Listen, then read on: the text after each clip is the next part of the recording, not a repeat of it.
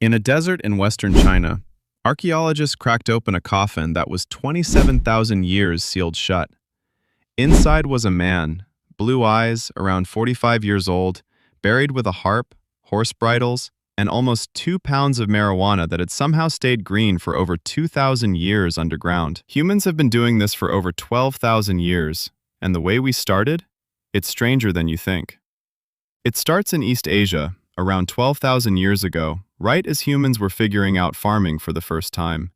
And one of the very first plants they domesticated wasn't wheat or rice, it was cannabis.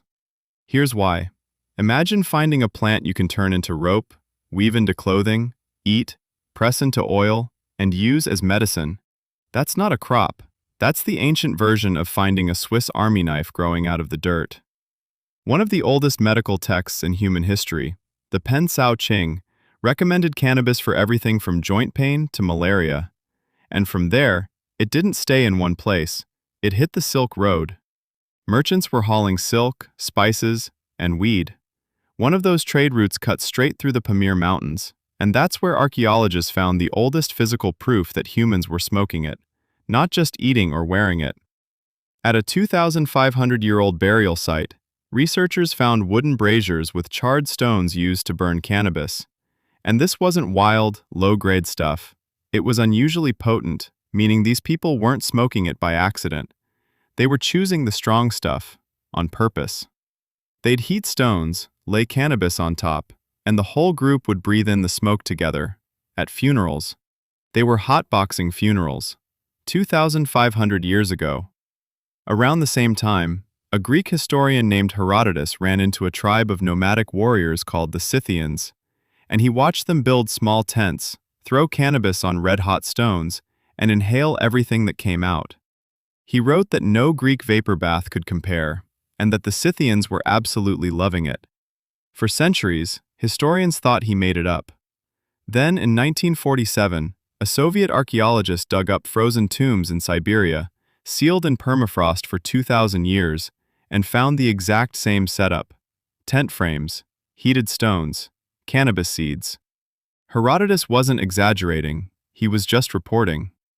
It gets weirder. In 2013, another Scythian tomb turned up, this time with 7 pounds of solid gold cups. When scientists tested the residue inside, they found cannabis mixed with opium.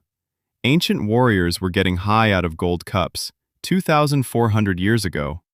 And here's the thing, every single culture that found this plant kept it. Because your body was already built for it before you ever touched it. You naturally produce a molecule called anandamide, named after the Sanskrit word for bliss, and cannabis fits into that exact same receptor, like a spare key for a lock your body already had. Which is probably why, in India, people didn't just use it, they worshipped it. Their oldest sacred text lists cannabis as one of 5 sacred plants, and the god Shiva is literally called the Lord of Bong. People still drink the same cannabis milk mixture during festivals today, 3,000 years later. But here's where it gets dark. Around 200 AD in China, a physician named Hua Tuo mixed cannabis with wine and used it as anesthesia, performing surgery while patients felt nothing, 1,800 years before modern medicine figured that out. He was so good at his job that a warlord forced him to become his personal doctor. Hua Tuo wanted to go home and treat regular people instead. The warlord took that as an insult and had him executed. In his final days, Hua Tuo tried to pass on his medical writings. The guard was too scared to take them, so Hua Tuo burned his own work. The formula died with him. Nobody has ever recovered it. Fast forward to 20th century America, and the story takes its strangest turn yet. For 90 years, cannabis was demonized. But the man who started it, Harry Anslinger, openly tied it to Black Americans and Mexican immigrants to make it sound dangerous. He even invented the word marijuana, specifically because it sounded foreign and scary.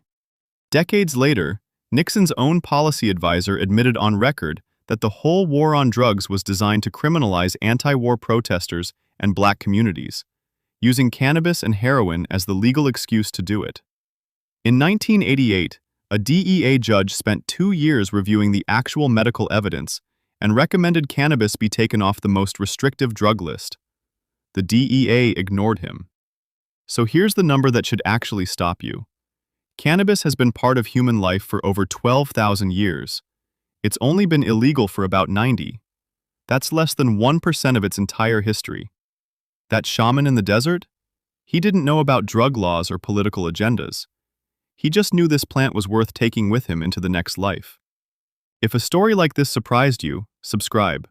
I'm covering one accidental human discovery every week, and trust me, the next one's even crazier.